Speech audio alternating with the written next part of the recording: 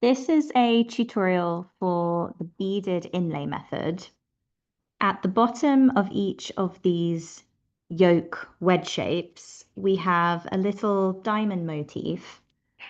And the way that the motif has been added into the fabric is by using a separate contrasting color yarn that's been threaded with beads. And then this contrasting yarn gets laid into the fabric as the fabric is knitted. The yarn that's laid into the fabric doesn't ever make stitches, it's just the background fabric that's knitting. This just creates floats on the front and on the back of the fabric. When the floats are on the front, a little bead is slid into place and also gets shown on the face of the fabric. It's a really nice way of adding beads, which is pretty kind of low fuss. You don't have to think about the beads going into the stitch or it interrupting the fabric or the stitch pattern that you're dealing with. And they sit really nice and firm kind of on the surface of the fabric.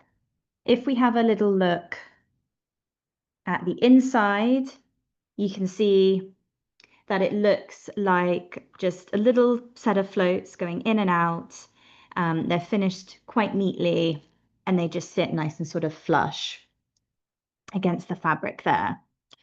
Because we don't want big floats going in between each of the motifs, then each one of these diamond shapes is created with a separate strand of yarn. So you end up preparing all of your strands of yarn prior to getting to this part of the pattern, and then you let them just hang off of your knitting as you're working. You don't need to use bobbins or really worry about them getting tangled. They sort of just hang and you kind of just pick up each one as you use it. And they're sort of fairly simple to work. If you want to get rid of all of those hanging threads once you've finished that part of the yoke, then you can sew in all of the ends just with a tapestry needle once you've worked another sort of few centimeters or inch. Otherwise, you can just weave all the ends in after you've finished everything. So I'm going to show you how to work this technique, in particular with a circular piece of knitting and using an isolated motif like this. So by an isolated motif, I mean that it's not working sort of continuously across the round of knitting, but it's just sticking within its own little shape and using that separate strand of yarn. First of all, what we need to do is add the beads onto our designated inlay thread. I have a strand or two strands held together of my chosen yarn I'll be using for this inlay. The pattern's going to tell you how long the strand needs to be, and you can also do a little swatch and just sort of check that everything seems on track for that. And then I also have a fine sewing needle and I have my beads. Each one of these diamond motifs uses 9 beads. These are round seed beads and they are size 6. So to thread the beads onto the yarn, I have some fine sewing thread and I'm going to cut a piece of the fine sewing thread. So about sort of 6 inches or 15 centimeters. And then with that fine sewing thread, I am going to thread it through my sewing needle, pass the sewing needle till about the halfway point, and then those two loose ends there, just tie them together. So just do a knot, just a regular knot. You can just do one knot or you can do a double knot, but one knot is usually fine. So now you have your sewing needle and you've got this loop of sewing thread.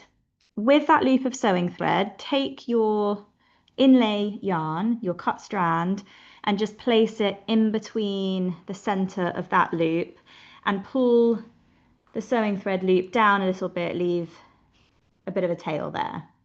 Then you're going to pick up your beads. So you can actually pick up several of your beads at once and then slide them down the needle. When you reach the inlay yarn, just push them over that double thread and then push them down. So this is just a good way of adding your threads using a finer sewing needle so that you know that you can always get through the whole of the beads. You can, of course, use a special a beading needle or whatever else you have on hand. Once you've added all of the beads, you can pull away your sewing needle and just place it to one side. And then with your inlay yarn, you can just knot a little knot right at the end there, and we can cut this off later at the very end when you go to weave in your ends, but you can just do a knot so that you don't have any fear of your beads dropping off. That's your inlay thread prepared with the beads. I've cast on just on a small circular needle. You'll have a chart in the pattern which will tell you where you're adding the inlay stitches. Essentially, they'll get marked on a chart and you'll see they'll kind of be colored in, and that's going to tell you where you are bringing the inlay yarn. So wherever you see an inlay stitch on the chart, that means that your inlay yarn is brought to the right side of the fabric so that you can see a little float. And then it would be brought to the back of the fabric so that you can't see it. So these patterns are all made up from a series of floats, essentially. The first thing we're going to do is add the inlay yarn into the fabric. So leave a tail, again, about 6 to 8 inches, 15 to 20 centimeters, and just let that hang at the back of your piece of knitting. So we've got the main inlay yarn hanging at the front. This is going to be our first inlay stitch. So I'm going to start to slide a bead closer to the front of the knitting, and then I am going to just knit a stitch as normal, and then push that bead a little bit closer to the surface, and then bring that inlay yarn through the needles to the back of the knitting. You can knit the next stitch, which just kind of locks it in.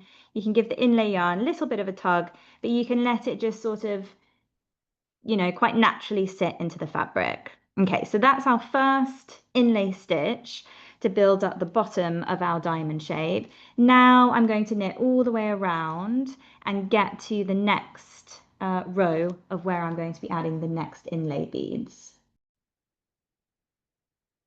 Okay, so I've knitted all the way around and I'm now ready to do the next row where these beaded inlay little motifs go. So I'll be working the 2 stitches kind of either side that middle stitch now to add these beads. When you're working in the round and you're working on isolated motifs like this, then every other round you'll find that you need to shift where your inlay yarn is to prevent you from having really big floats. So the reason for this is that with, let's say, the first round and all of the kind of odd rounds after that, your inlay yarn will be starting at the right edge of your motif. So it will be in the correct direction in order for you to kind of work the inlay motif across. But then on the following round, and then those every other rounds, the inlay yarn will be coming from the left of the motif. Because we're knitting in the round, we're always starting from the right. So that means that the inlay yarn has to sort of reach over across to get to the right hand side, and you end up with floats where you don't really want to have floats. So we do a little trick to prevent those floats whenever the yarn is situated on the left side. So we can see at the moment it's coming from the left edge of where our little motif is. We are going to take the inlay yarn and just place it over the top of our needle. And then I'm going to just push up the number of beads that I need, which is 2. And then I'm going to create a loop of this inlay yarn. and then bring the rest of the yarn between the needles to the back away from me. So I have a loop at the front with the number of beads that I need for this next section. Then I'm going to knit the next stitch, and I'm going to slide one of those beads up close against the surface of the fabric. And then with the rest of that loop, leaving that bead in place there, I'm going to bring it in between the needles away from me. So I've got that little bead in place, that other bead is on the loop, and it's now away from me. The next stitch is now a non-inlay stitch. So that means I don't want the inlay yarn at the front, I want it at the back. I don't want the inlay yarn to be seen. So I work the next stitch, and then I'm going to bring that loop in between the needles again to the front.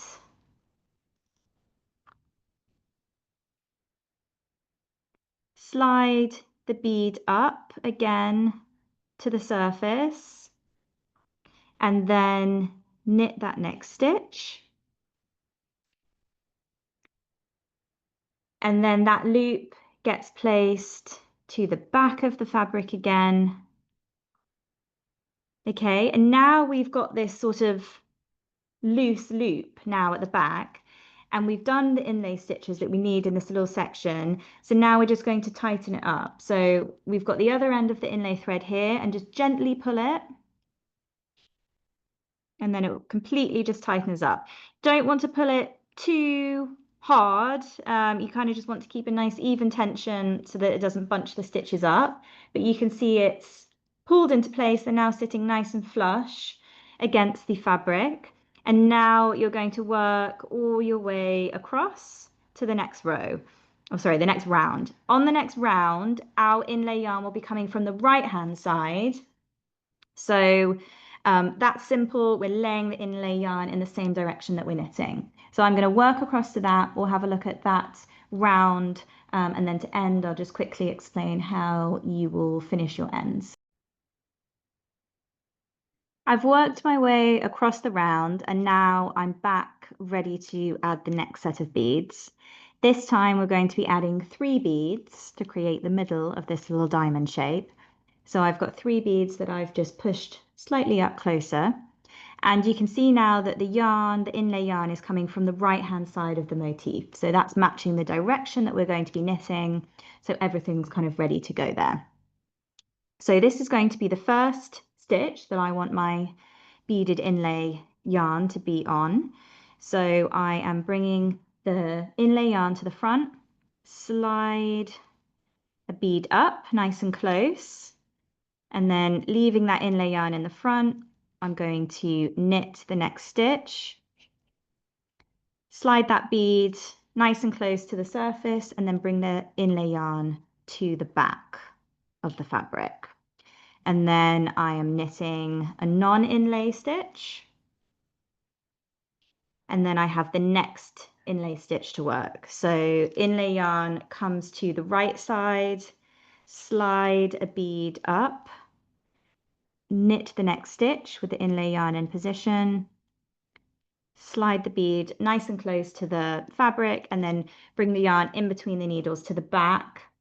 We have a non-inlay stitch with the inlay yarn at the back, and then we have our final inlay stitch. So bring the yarn in between the needles to the front, slide the bead up, and then work the next stitch,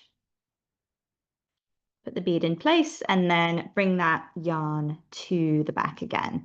Just work the next stitch just to sort of keep everything in place. So you can see there, you've got your beaded inlay all in place.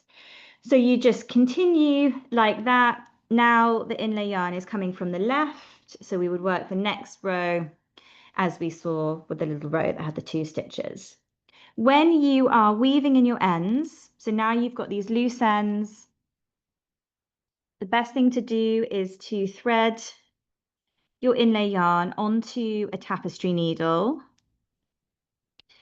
and you want to secure the inlay yarn so you can go into a purl stitch, start to bring your yarn through, and you can do a little knot to kind of keep everything nice and firm, and then just choose to weave in the end kind of however you see fit. So you can either work through kind of the backs of the stitches, or you can seek out the inlay yarn itself and weave through that. You can go through the thread, kind of split the thread to try and keep it sort of nice and secure, and you can just sort of weave in and out. So I'm doing a little bit of a mix here of going through the inlay thread and also just through my my background stitches too. So just go in and out till you feel it's nice and secure. And then when you're happy that it's nice and secure, just trim the yarn, and that's it. Before you weave in your ends, just give your inlay stitches a little bit of a jiggle around, check that you're happy with how they're sitting in the fabric. It's always good to work a bit more fabric and then weave in your ends just so you can kind of check and see how everything's laying. And that's it. When you block the piece, you can just sort of block it gently, lay everything nice and flat to dry. Always do a little test swatch with your beads just to check and see how they're laying, check to see if they are color fast, and all of those little technical things like that before you kind of dive into spending lots of time on a big piece. So I hope you enjoy the technique. It's a really nice way of adding beads without too much fuss, and create sort of really nice dimension and an extra little pop of color.